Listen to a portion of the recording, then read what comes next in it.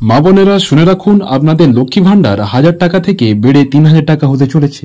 অনেকে ভাবতে পারেন এটা ফেক ভিডিও, কিন্তু ভুল করবেন না। ভিডিওটা শেষ পর্যন্ত দেখলে বুঝবেন এটা সত্যি না গুজব। মনে করুন, প্রথমে 2021 সালে লক্ষ্মী ভান্ডার শুরু হয়েছিল মাত্র 500 টাকা দিয়ে।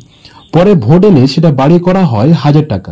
এবার 2026 সালের নির্বাচনে সেটা হতে পারে 2000 বা 3000 টাকা। দিল্লিতেও এমনই প্রকল্প ছিল। সাম্প্রতিক ভোটের আগে সেখানে 1000 টাকা থেকে বাড়িয়ে 2500 টাকা করা হয়েছে। তাহলে বুঝতেই পারছেন ভোট এলে কি হতে চলেছে। লক্ষ্মী ভান্ডার এখন হয়ে উঠেছে ভোটের অস্ত্র।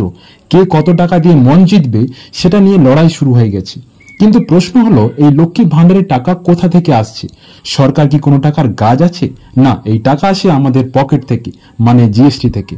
এখন পর্যন্ত লক্ষ্মী ভান্ডারের সরকারের মোট টাকা খরচ হয়েছে 50,000 কোটি টাকা। এই টাকায় হওয়ার কথা ছিল রাস্তা, ব্রিজ, স্কুল, কলেজ, হাসপাতাল।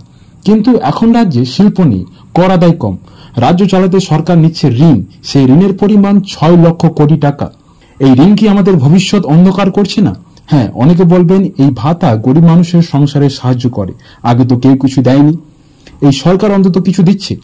ঠিকই বলেছেন, কিন্তু এই ভাতার উপরে নির্ভরশীল হয়ে পড়ছি আমরা, আর সেটাই আমাদের চাহিদা বাড়াচ্ছে। আর এই চাহিদা পূরণ করতে গিয়ে ভেঙে পড়ছে রাজ্যের অর্থনীতি। আমরা অজান্তেই জড়ে যাচ্ছি একটা মরণ ফাঁদে, মাকড়সার জালে। যতই চেষ্টা করি বের হতে, ততই আরো জড়িয়ে যাই।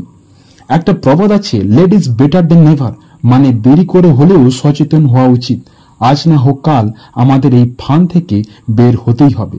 ভিডিওটি ভালো লাগলে লাইক করুন, কমেন্টে জানান আপনাদের মতামত, আর এরকম তথ্যভিত্তিক ভিডিও পেতে চ্যানেলটা সাবস্ক্রাইব করতে ভুলবেন না।